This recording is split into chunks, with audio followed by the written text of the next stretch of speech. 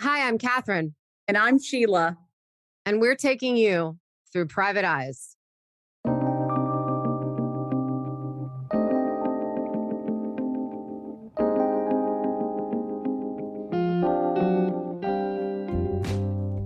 In this week's episode, you will hear the full recording of the 911 call.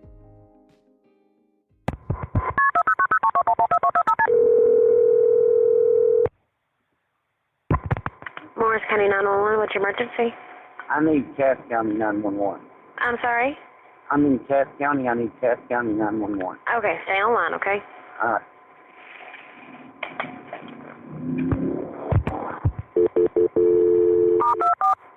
You still there, sir? Hello? Hey, I need an ambulance. Cass County 911, what is your emergency? Hey, a girl that I'm with just shot herself. I need an ambulance and a police officer at Q Springs, Texas. Is she still alive? No, I don't think so. All right, what is your name? Jeff Wellborn. Okay, you there with her? Yes. Okay, and you don't think she's breathing? No, she shot herself in the head. Okay. I'm going to get a deputy en route out there. Okay. Well, I'm going to transfer you to Champion first so you can talk to them, then I'll get a deputy en route. Okay. All right, stay on the line. What's the telephone number you're calling from? The home number. Okay, tell me exactly what happened. A girl I was with just shot herself, like in the head. Okay, are you there now? Yes, I am. Okay. Send first responders and officers to this. Yes, please. Hurry. Okay. Are you with her right now? Yes, I am. She's sitting here in the truck. She's How old 20. is She's 20. Okay. She's deceased. Is she awake? No, she's deceased. Is she breathing? No. Okay. Hold on just a second, okay? We're getting the ambulance on the way, and we're getting county on the way, okay? Please. Okay, can you tell me what's going on with her? Uh, How she feels and how she looks or anything? No, she's dead, dude. She's sitting here in the front seat of the truck, and Okay, what makes you think that she is? she shot herself in the fucking head with a Okay. 45. Okay. Is there a defibrillator available? No, there's nothing here. Okay. I'm sending the paramedics to help you now. Stay on the line. I'll tell you exactly what to do next. Are you right by her now? Yes, I am. Okay, listen carefully. I want you to lay her flat on her back and remove any pillows. No, she's sitting in a truck seat. She's trying to breathe. Okay, then I want you to lay her flat on her back and remove any pillows. Okay, I'm I'm going to getting her try out. to do CPR. No, CPR is not going to help. Okay, you said she was trying to breathe. No, the back of her head. The back of her head is blown out. Okay. And I got fucking blood all over me. Okay, is she or is she not trying to breathe, like you said? No, she's making a little gasping breaths, but I've been to Iraq. I know what this shit looks like. Okay, will you lay her flat on her back and remove any pillows? I did. Okay. Listen carefully, and I'll tell you how to do chest compressions. Place the heel of your hand on the breastbone in the center of her chest, right between the nipples.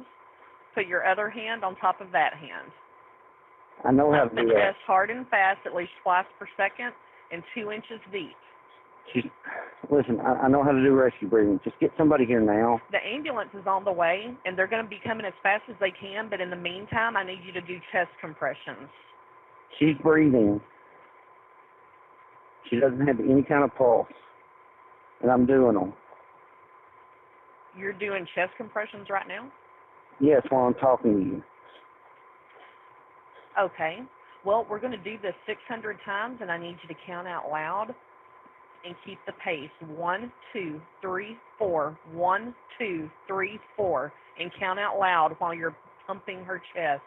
Oh, she's got a slight pulse. She's got a slight pulse. Get somebody here now. The ambulance is on the way. Okay, she's got a big heartbeat. The chest compressions are not going to work. Okay, so she does have a heartbeat now? Just a slight Okay, one. look at her very closely and tell me exactly what you see and hear her doing, because we're fixing to do a breathing detection. It is labored breathing. Okay, I want you to say Now. now every single time she takes a breath in, starting immediately. Now. Next. Now. Next. Now. Next. Now. Okay. But she shot herself in the head. Right with her. I understand she shot herself in the head, right? Yes. Okay. And we just did the breathing detection, so that's actually how she's breathing right now? Yes, I can hear her breathing. Okay, well, stay right with her and make sure that her head is tilted back and check breathing often. If she vomits, turn her on her side and clean out her mouth. No. I'll sound the line until help arrives. I tilted her head back. You can feel fucking brain plates moving. Excuse me? I tilted her back. You can feel her head fucking being squishy. Okay, and is she still breathing like what she was? Yes. Okay, well, that's good. I'll stay on the line until help arrives. Tell me when the paramedics are right with her or if anything changes. She's breathing. I got out of the truck, Mm-hmm. to like walk into the fucking, open the door and shit to get her in, and I heard something sound like a fucking firecracker, and I opened the door of the fucking truck, and it was like smoky. I don't know. You don't know what? I don't know what the fuck just happened. So y'all are going to be outside of a residence in a truck? Yes. What's We're your outside nearest the cross house. street? Got blood all over the right side of her head. I understand. What's your nearest cross street? There's the highway and this county road. What's the name of the highway? Like 2216, it's a loop around Hugh Springs. Okay. There's a car coming. Okay. It's not the ambulance yet. No. Okay, so Driveway, there's something up. so near FM 2612? I think that's the fucking road number for the loop around Hugh Springs. Okay. And are you going to be south of that or north of that? Here's the police officer. I'm south of it. Okay. Hold on. Hey, I got out of the truck to go unlock the door at the house, and I heard something that sounded... Okay. What's that? Danny shot herself. Who did? Danny, the girl laying right there. See it or hear it happen? No, it sounded like a fucking firecracker going off. She was in the truck. I got to go unlock the door. Stand right over here, please. Okay. She's breathing, but the right side of her head is covered in blood. Danny Smith is her name. Are you related to her? No, I was like dating her. Okay. Does she live here? No, she lives in Longview. Okay. But she's still breathing, but what's she see the something like that? Yeah. So you were inside the house when it happened? I was like over here unlocking the door. Who else was here? Just me and her. Was she upset about anything? Yeah, we were arguing and stuff, and we've been drinking. Go ahead and get your driver's license out. It's over here. Is it in this truck? Yeah. I don't know where it is. My billfold's somewhere. Just come over here. John, she's still breathing, but she's got a contact gunshot wound to the right side of her head. You check the weapon check with? No, I don't have any. You got blood on your hands? Yeah. The tattoo on 911 to get her out of the truck and lay her flat. Yeah. Star 2, don't you? Yeah. Okay. In the back seat? But I mean, you're not under arrest, sir. I just don't want to. I want to move you from the. I understand. Let me sit right here, not in the car. Please. I'm going to leave the door open for you. I don't want to sit down. I don't want to sit down at all. Well, you're not going to wander around. No, I understand. Is this your house? Yes. You know which dispatch you talked to? I talked to Cass. You're still on the phone with them. It's okay, I'm on the phone with them. Okay. Hang it up if you want to. Okay. I need you to stay on the line in case she stops. Angie's List is now Angie, your home for everything home. With Angie, you could cross your next project off your to-do list before this ad is over. Just tell us what you need, and we'll handle the rest. sending a top pro to get it done.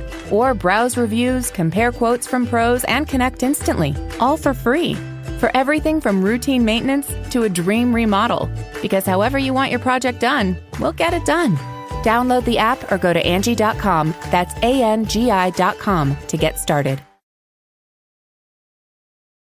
The very first thing that struck Danielle was early on in the 911 call. It's actually the first thing that Jeff says. 911 Morris County, what is your emergency? Jeff says, I need Cass County 911. He needs it. To me, the word need is demanding. Does he know somebody in the county? Why does he need Cass County to respond and not Morris County? And need to me is what his needs are. What does Jeff need? Not, oh my God, my girlfriend is sitting next to me with a bullet hole in her head. She needs medical help. She needs to be life flighted somewhere. It's what Jeff needs. Yeah, you are absolutely right. He doesn't even start the call with, my girlfriend shot herself. My girlfriend shot herself. It's, I need Cass County. So you're completely right on that, Sheila. And in fact, he doesn't say my girlfriend. He says, a girl I'm with just shot herself. I could say that in the parking lot of a grocery store. A lady next to me just shot herself. Who needs a particular, if there's an emergency, who needs anything? You just need whoever's the closest, whatever emergency personnel are available to you. It's not about what county you're coming from. So to me, that was the first thing that stuck out to me, was him saying that he needed Cass County 911 was, okay, well, what affiliation or association does he have with Cass County? He's dating Danny Smith. He's not saying her name. He's not making any kind of personal connection at all. He is disassociating. 100%. You nailed that. I hope this starts a conversation with the people listening. You know, why would he give his home phone number, assuming he called from his cell? Why is his home phone number so important? Yeah, that part confused me. When you call 911, first of all, they know what number you're calling from because it comes up. Him giving his phone number, was that to verify that he lives in Cass County and that's why he needs it? Is there a personal connection to the home phone number? That part I didn't get at all. So we go from his home phone number and his needs, but he hasn't described the scene. He hasn't described what's going on, and the operator has to ask. She asks, what's going on? The 911 dispatcher says, okay, are you with her right now? Jeff uses the words hurry, hurry, and then describes Danny Smith is sitting next to him in the truck. The operator asks how old she is. He says that she's 20, and the operator says, is she awake? And Jeff says, no, she's deceased, which is a very formal word. It's not a word that I personally would use in a conversation. I would say, no, she's dead. But he used the word deceased. Yeah, the word deceased is just one of the many things I feel like he does or says throughout this conversation that really separate him from Danny. Obviously, he started by saying the girl I'm with shot herself. Now he's using words like deceased. He's throwing medical jargon in, and that is such a separator. So let's go through this, because that to me is very important. He says she's deceased, and then we go through the rest of the 911 call. The Champion EMS dispatcher says, and you're going to try to do CPR, and Jeff flat out refuses. He says, nope, CPR is not going to help. You know, she says, okay, I thought you said she was trying to breathe. Nope, back of her head is blown out. Okay, is she or is she not trying to breathe like you just said? She's already questioning Jeff's credibility. She knows the situation is not black and white as he is trying to portray. Then he says she's making gasping breaths, but I've been to Iraq and I know what this shit looks like. Exactly my point. He has been to Iraq, and he may not have been a medic, but he has training on how to render aid. He was refusing to render aid. She has his number. She's not going to let him take control of the 911 call. And she pushed back and she continued on. Yeah, she tells him to listen carefully and says, I'll show you how to do chest compressions. She definitely wants to show him. She doesn't believe him. Jeff then says, listen, I know how to do rescue breathing. Just get somebody here now. Well, again, the urgency to get somebody here now. But remember, she's dead, dude. Yeah, that's another thing too. Danielle's point. The operator says, you're doing them right now, because she doesn't believe it. She knows what it sounds like to be on the other end of a call when someone's doing compressions. It's labored. It's strenuous. It's difficult to do them. You can't just be on the phone with one hand. And it doesn't even sound like he would be doing that. She's clearly tipped off to something isn't right here. The only time he is pushing to get somebody there is to change the direction of the phone call. Stop what the dispatcher's saying, but going to something else. This is when you can really hear what's going on in a 911 call. First of all, the tone Jeff takes with her and the tone she pushes back with. When she says to lay her flat on her back and remove any pillows, he gets salty with the 911 operator and says, I did. His tone said more in those two sentences than he did with hurry, hurry, hurry. She's keeping Jeff on track, something he doesn't want to do. He doesn't want to render aid. Yeah, she tells him that, he needs to keep doing compressions, and all of a sudden she's breathing. She doesn't have any kind of pulse, and I'm doing them. Well, if she's breathing, doesn't that mean she does have a pulse? He wants an excuse to not do the compressions because she's breathing on her own. And the operator questions him. She's like, you're doing compressions right now? Yeah, well, I'm talking to you. Well, we don't hear him put the phone down. So how is he doing compressions with two hands while holding the phone? And even if he did put it down, his breathing pattern is unchanged. You don't hear him deep breathing while he's doing compressions. In the moment that he's supposed to be doing chest compressions, he's explaining his story. Obviously, that to me indicates where his mind is at in the moment. It's that he is trying to explain what's going on and what his perspective is. It's not to render aid to someone who's gasping for breath. I do like the tone that the dispatcher used on him. She pushes him and says, I need you to count out loud. I don't believe you're rendering aid. Yeah, and all of a sudden, she's got a heartbeat again. And the chest compressions, Jeff says, are not going to work because she has a slight heartbeat. It sounds like because the operator is pushing back, he then just agrees that he did it. For someone who is in the military, in the Marines, they would know how to render aid, how to start the process. In my opinion, Jeff has placed himself as an authority as a Marine doing 2 tours in Iraq. If he's such an authority, then his story and what he's doing and saying would add up.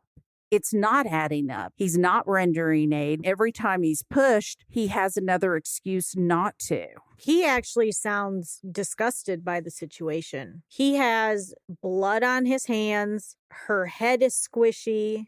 Her brain plates are moving. He is disgusted by the situation and he resents her for it. He's mortified by it. He's grossed out by the situation. Did he do anything to cover the wound? At the very least, every basic human understands that if there's blood coming out of someone, you should probably put pressure on it to stop the bleeding. And not even that is done. You don't have to go to Iraq to know that either. Officer Sartain from the Hugh Springs Police Department then shows up on scene. So we have the audio that is still from the 911 call, but Officer Sartain also has his body cam. So we do have 2 different audios of this live situation. We played Officer Sartain's last episode. Officer Sartain reaches Jeff and says, what's going on? And Jeff says, hey, I got out of the truck to go unlock the door to the house. And I heard something that sounded, Sartain says, tell me what happened. And he says, Danny shot herself. First time he's used Danny's name. Yeah, and he says it to Sartain. So does Sartain know her? He says it very conversationally, like, Danny shot herself. When Sartain says who, he once again used Danny's name, but he followed it up with the girl laying right there. Yeah, Sartain then asks him if he saw or heard it happen. He said no, it sounded like a firecracker going off.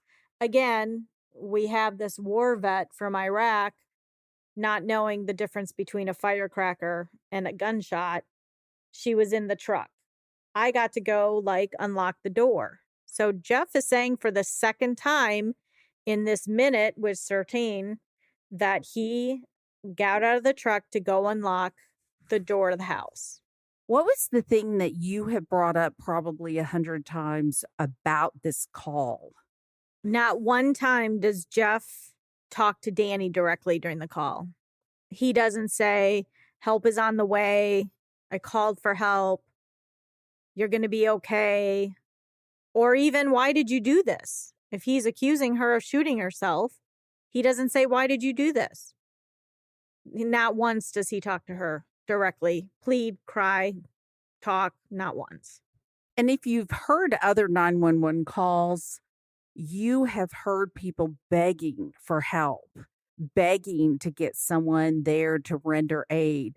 People are hysterical when a loved one is hurt. No matter who hurt the person, if someone that you love is hurt, there's hysteria on the other end.